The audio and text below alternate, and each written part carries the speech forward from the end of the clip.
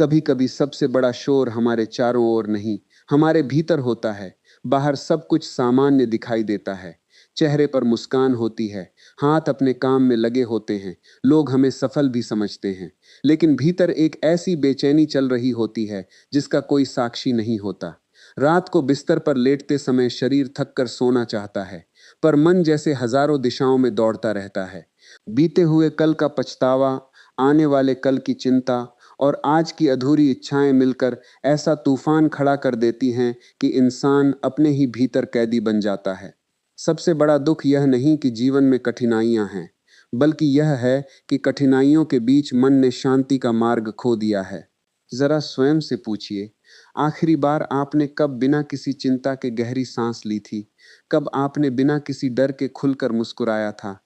कब ऐसा लगा था कि मन सचमुच शांत है? यदि इन प्रश्नों का उत्तर खोजने में भी समय लग रहा है, तो समझ लीजिए कि समस्या बाहर नहीं, भीतर जन्म ले चुकी है। और जब रोग भीतर हो, तब उसका उपचार भी भीतर ही मिलता है।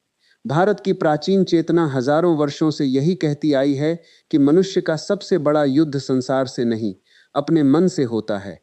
आज हम उसी भूले हुए मार्ग पर चलेंगे जहां से मन की वास्तविक शांति प्रारंभ होती है। लेकिन उस सत्य तक पहुंचने से पहले एक ऐसी बात समझनी होगी जो शायद आपके जीवन को देखने का दृष्टिकोण ही बदल दे।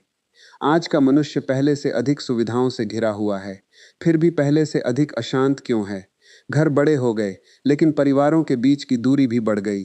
साधन बढ़ गए, लेकिन संतोष कम हो गया। जानकारी बढ़ गई, परंतु ज्ञान कहीं पीछे छूट गया। ऐसा क्यों हुआ? क्योंकि हमने जीवन को चलाने वाले साधनों को तो महत्व दिया, लेकिन जीवन को दिशा देने वाले संस्कारों को धीरे धीरे भूलते चले गए। जब कोई वृक्ष अपनी जड़ों से रस लेना बंद कर देता है, तब कुछ समय तक उसकी हरियाली बनी रहती है, पर अंततः वह सूख जाता है। ठीक यही स्थिति मनुष्य की भी होती है। भावनात्मक सत्य जो अपनी जड़ों से कट जाता है, वह आंधियों का सामना नहीं कर पाता।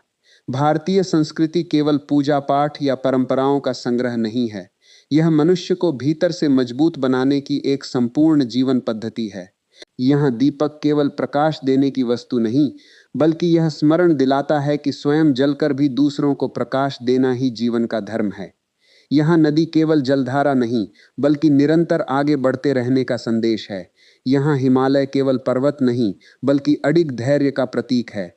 और कमल केवल फूल नहीं, बल्कि यह शिक्षा है कि कीचड़ में रहकर भी निर्मल रहा जा सकता है। लेकिन जब मनुष्य इन प्रतीकों का अर्थ भूल जाता है, तब जीवन केवल भागदौड़ बनकर रह जाता है।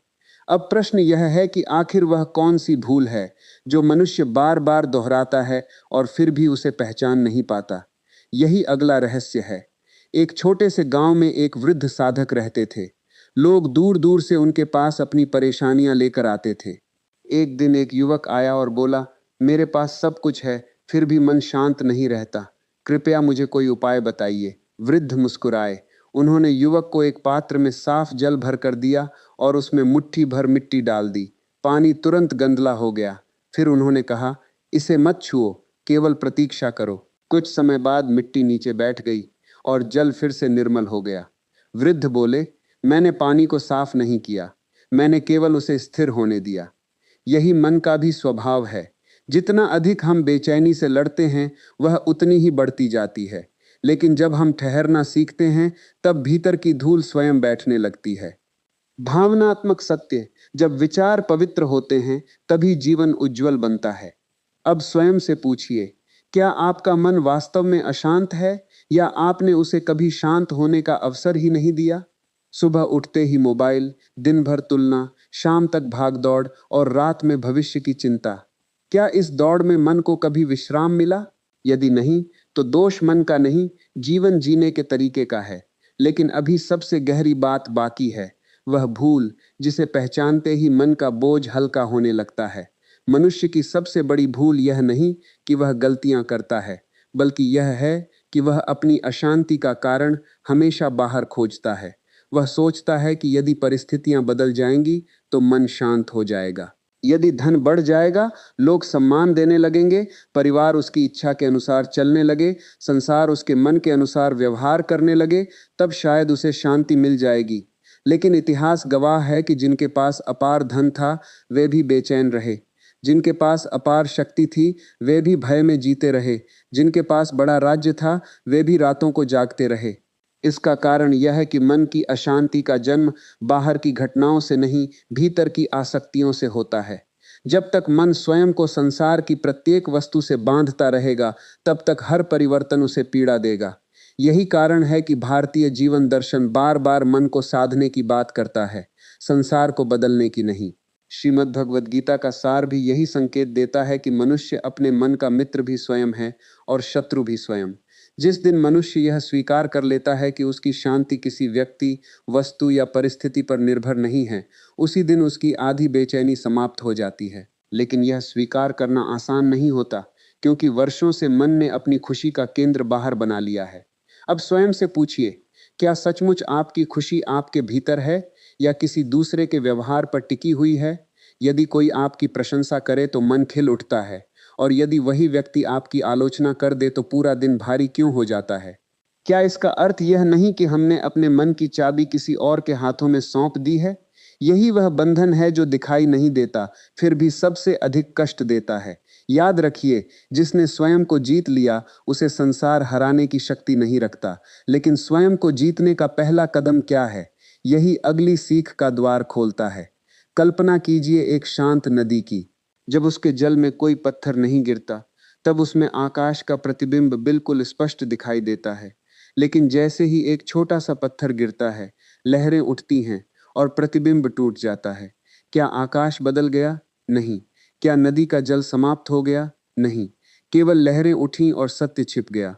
हमारा मन भी उसी नदी के समान है। आत्मा का प्रकाश सदैव भीतर उपस्थित रहता है, लेकिन इच्छाओं, क्रोध, ईर्ष्या, तुलना, भय और अहंकार के पत्थर उसमें लगातार गिरते रहते हैं। परिणाम यह होता है कि हम अपने वास्तविक स्वरूप को देख ही नहीं पाते।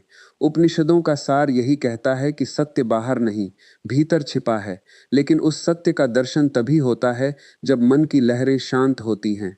इसलिए सनातन परंपरा ने ध्यान, मौन, प्रार्थना, स्वाध्याय और संयम को केवल धार्मिक कर्म नहीं माना, बल्कि मन की शुद्धि के साधन बताया।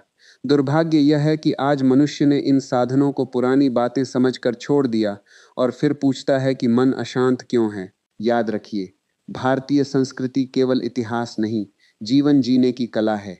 यदि यह केवल अतीत होती तो हजारों वर्षों बाद भी लोगों के जीवन को दिशा न दे पाती।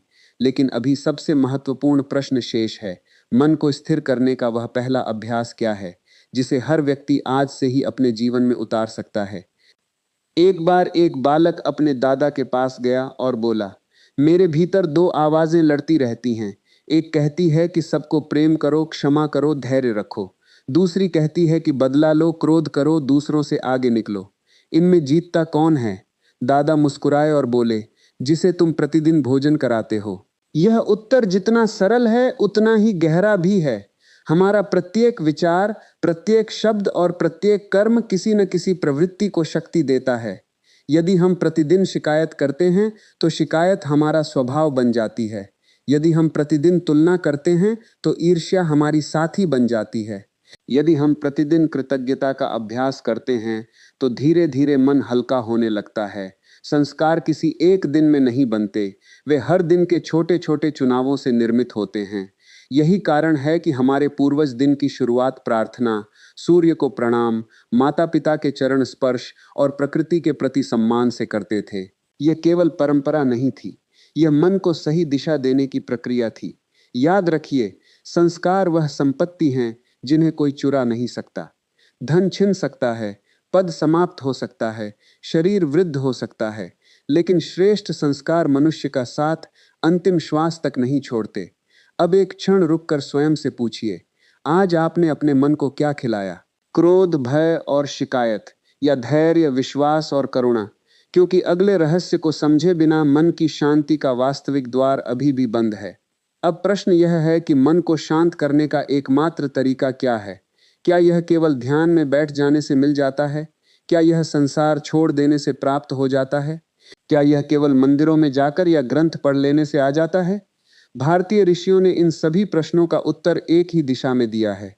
मन की शांति बाहर के परिवर्तन से नहीं, भीतर के परिवर्तन से जन्म लेती है। जब तक मनुष्य अपने मन को समझ नहीं लेता, तब तक कोई भी साधना पूर्ण नहीं होती। सोचिए, यदि किसी कमरे में वर्षों से धूल जमा हो और आप केवल उसकी दीवारों पर सुंदर चित्र लगा दें, तो क्या कमरा वास्तव में स्वच्छ हो जाएगा?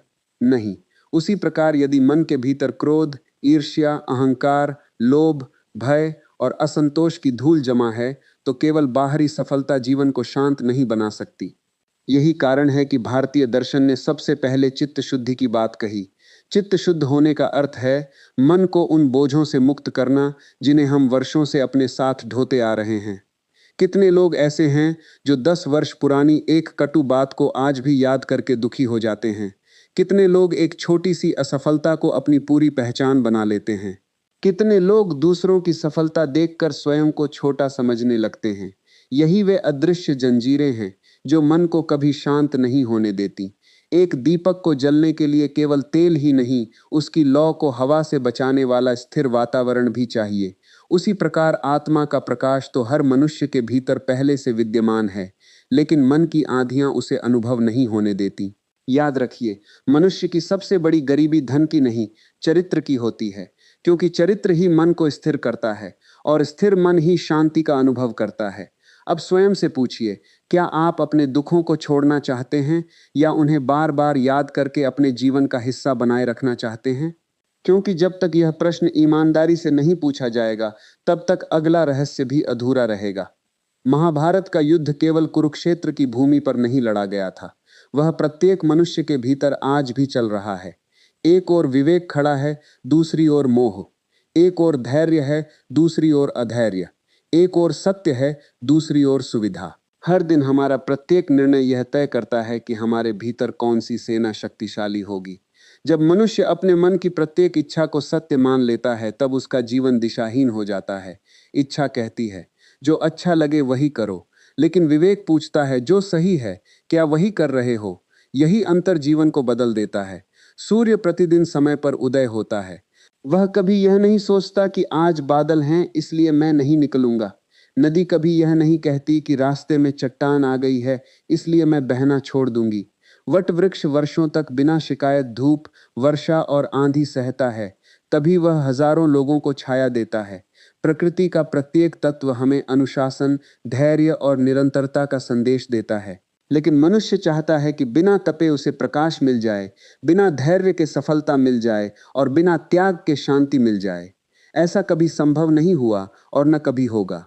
याद रखिए, जिस समाज ने अपने संस्कार खो दिए, उसने अपनी शक्ति भी खो दी, क्योंकि संस्कार ही मनुष्य को कठिन समय में टूटने से बचाते हैं। जिस घर में सत्य, सेवा, सम्मान और संयम जीवित रहते हैं, वहां समस्याएं आने पर भी मन बिखरता नहीं। लेकिन अभी एक ऐसा रहस्य शेष है जिसे समझे बिना मन की शांति केवल एक कल्पना बनकर रह जाएगी। कल्पना कीजिए कि आप हिमालय की गोद में खड़े हैं, चारों ओर गहरा मौन है, दूर कहीं एक छोटी सी जलधारा बह रही है, पक्षियों का मधुर स्वर सुनाई दे रहा है। उस क्षण आपको लगता है कि मन शांत हो गया, लेकिन जैसे ही आप अपने पुराने वातावरण में लौटते हैं, वही चिंता, वही क्रोध और वही बेचैनी फिर लौट आती है। ऐसा क्यों होता है? क्योंकि शांति स्थान में नहीं थी, वह कुछ क्षणों के लिए आपके मन की गति धीमी होने में थी। इसलिए सनातन ज्ञान कहता है, हिमालय बाहर देखने से पहले अपने भीतर खोजो। यदि मन स्थिर हो जाए तो भीड़ के बीच भी शांति रहती है। यदि मन अशांत हो तो सबसे सुंदर स्थान भी बेचैन कर देता है। यही कारण है कि ऋषियों ने वन को केवल रहने का स्थान नहीं बनाया, उन्होंने पहले अपने मन को वन की तरह निर्मल बनाया। वन में वृक्ष एक दूसरे से स्पर्धा नहीं करते, सूर्य सभी पर समान रूप से प्रकाश देता है, नदी किसी से भेदभाव नहीं करती। प्रकृति हमें प्रतिदिन सिखाती है कि जीवन का वास्तविक सौंदर्य सरलता में है, तुलना में नहीं। लेकिन आधुनिक मनुष्य ने तुलना को ही अपनी पहचान बना लिया है। वह अपने सुख की तुलना, अपने घर की तुलना, अपने बच्चों की तुलना, अपने जीवन की तुलना करता रहता है और धीरे धीरे उसका अपना मन उससे दूर होता जाता है। याद रखिए, जब विचार पवित्र होते हैं तभी जीवन उज्जवल बनता है, और विचार तभी पवित्र बनते हैं जब मन स्वयं के साथ शांत बैठना सीख जाता है। लेकिन मन के भीतर एक ऐसी गांठ अभी भी बची हुई है जो खुल जाए तो जीवन का पूरा मार्ग बदल सकता है, और वही सबसे महत्वपूर्ण सीख अभी बाकी है।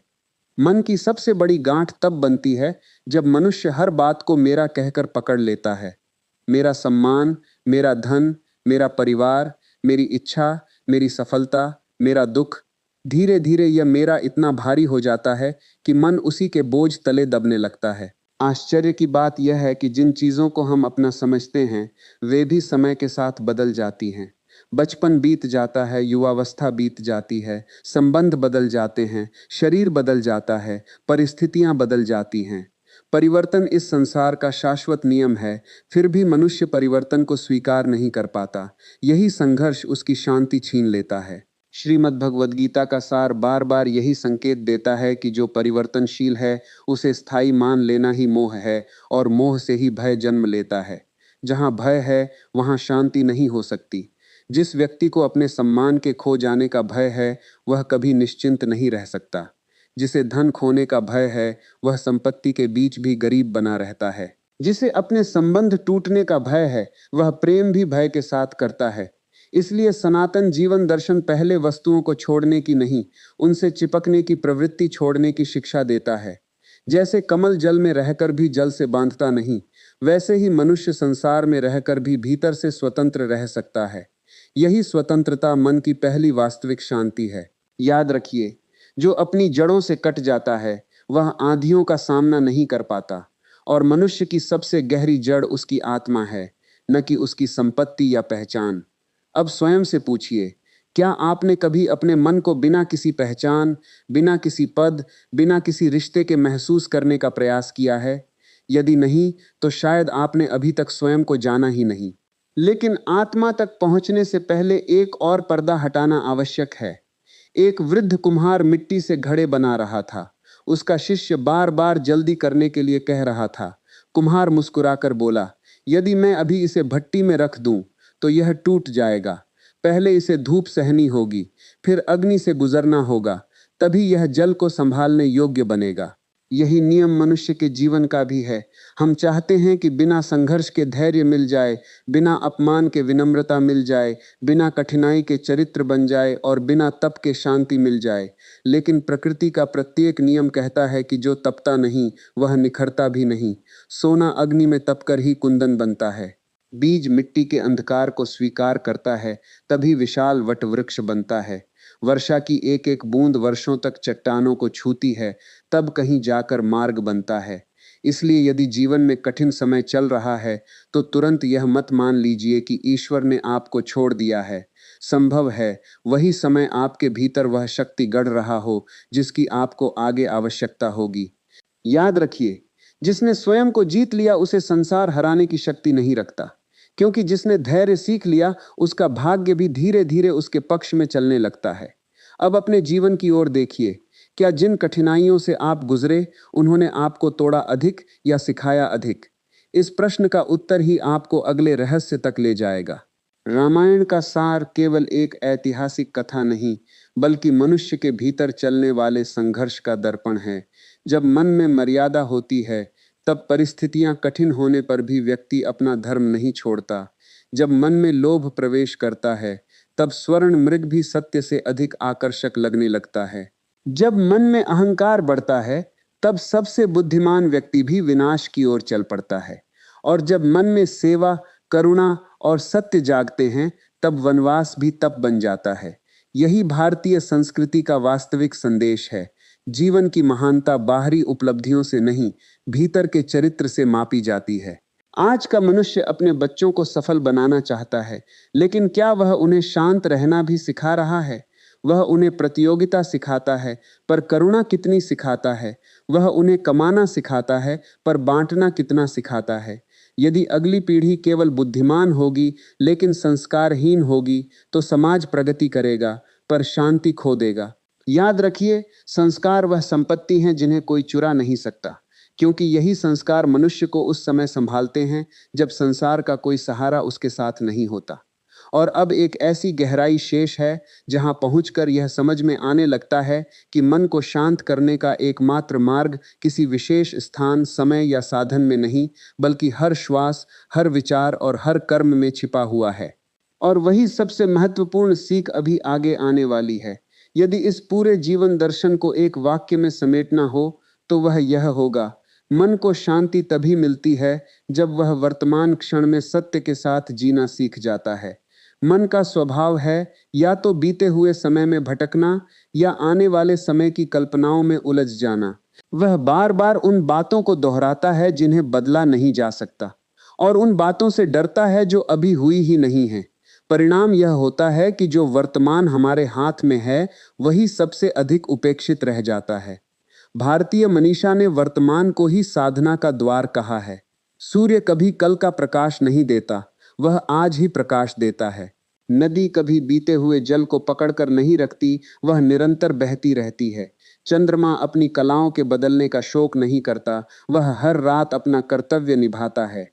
प्रकृति का प्रत्येक तत्व वर्तमान में जीने की शिक्षा देता है, पर मनुष्य अतीत की स्मृतियों और भविष्य की आशंकाओं के बीच अपना पूरा जीवन खो देता है। जब मन वर्तमान से दूर हो जाता है, तब वह स्वयं से भी दूर हो जाता है। यही दूरी अशांति का वास्तविक कारण है। इसलिए मन की शांति का पहला अभ्यास यह नहीं कि संसार बदल जाए, बल्कि यह है कि प्रत्येक श्वास के साथ स्वयं को वर्तमान में लौटाया जाए। भोजन करते समय केवल भोजन का अनुभव हो, परिवार के साथ बैठें तो केवल उनका सानिध्य हो, प्रार्थना करें तो केवल प्रार्थना हो, कर्म करें तो केवल कर्म हो। यही एकाग्रता धीरे धीरे मन को बिखरने से बचाती है। याद रखिए, भारतीय संस्कृति केवल इतिहास नहीं, जीवन जीने की कला है। इसने मनुष्य को भागना नहीं, जागना सिखाया है, त्यागना नहीं, सही दृष्टि से जीना सिखाया है। अब स्वयं से पूछिए, आपका मन आज सबसे अधिक कहाँ रहता है? बीते हुए कल में, आने वाले कल में, या उस वर्तमान में जहां वास्तव में जीवन धड़क रहा है? इस प्रश्न का उत्तर ही आपके भीतर की यात्रा का अगला द्वार खोलता है। एक गांव में एक वृद्ध माली था। लोग उसके बगीचे की सुंदरता देखकर आश्चर्य करते थे। किसी ने पूछा, आपका रहस्य क्या है? उसने मुस्कुराकर कहा, मैं फूलों से अधिक जड़ों की देखभाल करता हूं। यह सुनकर सभी शांत हो गए। यही जीवन का भी रहस्य है। आज मनुष्य फूलों को सजाने में लगा है। बाहरी सफलता, प्रतिष्ठा, धन, दिखावा और प्रशंसा, लेकिन वह अपनी जड़ों की देखभाल भूल गया है। वे जड़ें क्या हैं? सत्य, करुणा, संयम, सेवा, कृतज्ञता, धैर्य। यदि जड़ें स्वस्थ होंगी तो जीवन में चाहे कितनी भी आंधियां आएं, वृक्ष फिर भी खड़ा रहेगा। लेकिन यदि जड़ें सूख गईं तो थोड़ी सी सफलता भी मनुष्य को अहंकारी बना देगी और थोड़ी सी असफलता उसे तोड़ देगी। इसलिए भारतीय संस्कृति ने सदैव कहा कि पहले मनुष्य बनो, फिर सफल बनो, क्योंकि सफलता बिना संस्कार के विनाश का कारण भी बन सकती है। आज संसार में बहुत से लोग समृद्ध हैं लेकिन संतुष्ट नहीं, प्रसिद्ध हैं लेकिन प्रसन्न नहीं, शक्तिशाली हैं लेकिन निडर नहीं। इसका कारण केवल एक है, उन्होंने फूलों को सींचा, जड़ों को नहीं। याद रखिए, मनुष्य की सबसे बड़ी गरीबी धन की नहीं, चरित्र की होती है। चरित्र ही वह भूमि है जहां शांति का वृक्ष उगता है। यदि भूमि ही बंजर हो तो कितना भी जल डाल दीजिए, हरियाली नहीं आएगी। अब सोचिए, आप अपने जीवन में प्रतिदिन किसे सींच रहे हैं? अपने अहंकार को या अपने चरित्र को? क्योंकि यही निर्णय आने वाले वर्षों का जीवन तय करेगा। लेकिन अभी एक और गहरा सत्य बाकी है, जो मन और आत्मा के संबंध को बिल्कुल नए प्रकाश में दिखाएगा। वेदों का सार बार बार संकेत देता है कि मनुष्य केवल शरीर नहीं है। शरीर बदलता है, विचार बदलते हैं, भावनाएं बदलती हैं, परिस्थितियां बदलती हैं, लेकिन भीतर एक ऐसा साक्षी है जो इन सब परिवर्तनों को देखता रहता है। जब मनुष्य स्वयं को केवल शरीर मानता है, तब हर परिवर्तन उसे भयभीत करता है। जब वह स्वयं को केवल विचार मानता है, तब हर आलोचना उसे घायल कर देती है। लेकिन जब वह अपने भीतर के उस शांत साक्षी को पहचानना शुरू करता है, तब जीवन का पूरा अर्थ बदलने लगता है। आकाश में बादल आते हैं और चले जाते हैं, पर आकाश उनसे भीगता नहीं। उसी प्रकार मन में विचार आते हैं और चले जाते हैं, पर आत्मा उनसे कभी दूषित नहीं होती। समस्या यह है कि हम स्वयं को विचार समझ बैठते हैं, इसलिए हर नकारात्मक भावना हमारी पहचान बन जाती है। यदि एक दिन मन में क्रोध आया तो हम कहने लगते हैं, मैं क्रोधित हूं। यदि दुख आया तो कहते हैं, मैं दुखी हूं। जबकि सत्य यह है कि क्रोध और दुख अतिथि हैं, आपका वास्तविक स्वरूप नहीं।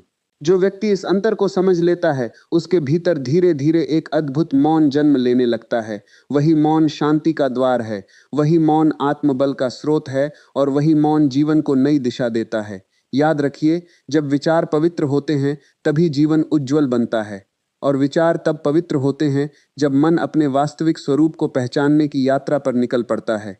लेकिन इस यात्रा का सबसे सूक्ष्म रहस्य अभी भी शेष है। वह रहस्य जो बताएगा कि मनुष्य अपने हर दिन, हर कर्म और हर संबंध को शांति की साधना कैसे बना सकता है। और वही सबसे अमूल्य सीख अभी आगे आने वाली है।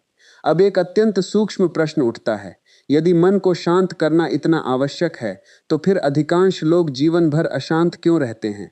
इसका उत्तर मन के स्वभाव में छिपा है। मन कभी खाली रहना नहीं चाहता। यदि उसे श्रेष्ठ विचार नहीं मिलते तो वह स्वयं ही भय, संदेह, शिकायत और कल्पनाओं से भर जाता है।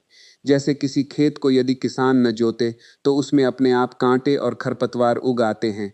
उसी प्रकार यदि मन को सत्य, स्वाध्याय, सेवा और सत्कर्म से नहीं सींचा जाए तो उसमें नकारात्मकता स्वतः जन्म लेने लगती है। इसलिए भारतीय संस्कृति ने केवल पूजा का मार्ग नहीं दिया, बल्कि जीवन को ही साधना बना दिया।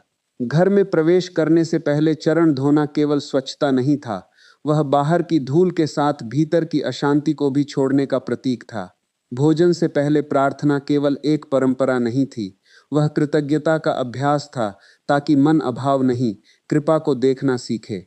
प्रातःकाल सूर्य को प्रणाम करना केवल एक धार्मिक क्रिया नहीं थी, बल्कि यह स्मरण था कि जैसे सूर्य बिना किसी भेदभाव के सबको प्रकाश देता है, वैसे ही मनुष्य का जीवन भी सेवा और प्रकाश का माध्यम बने। जब ये छोटे छोटे अभ्यास जीवन से समाप्त हो गए, तब मन के भीतर धीरे धीरे एक खालीपन पैदा होने लगा।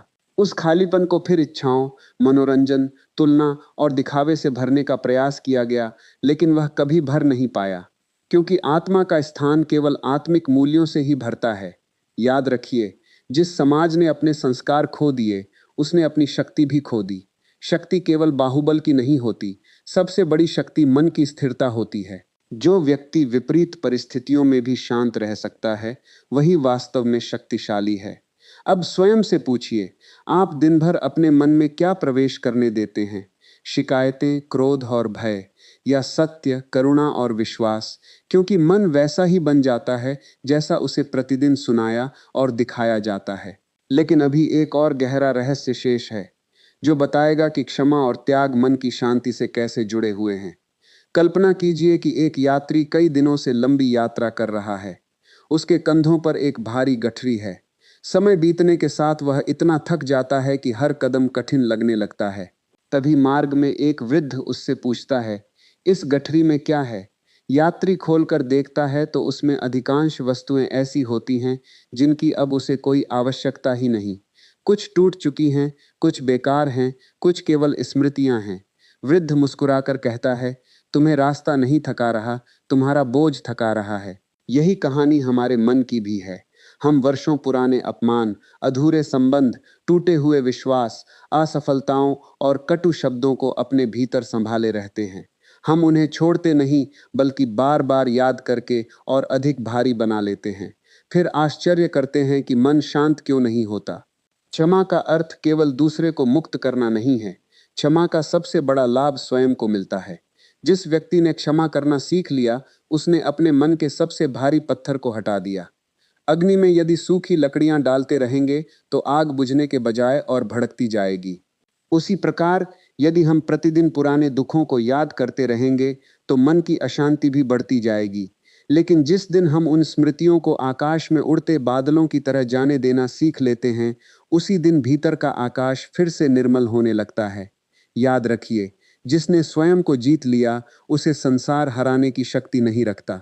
और स्वयं को जीतने का सबसे कठिन भाग है अपने भीतर के क्रोध, द्वेष और अहंकार को पहचानना।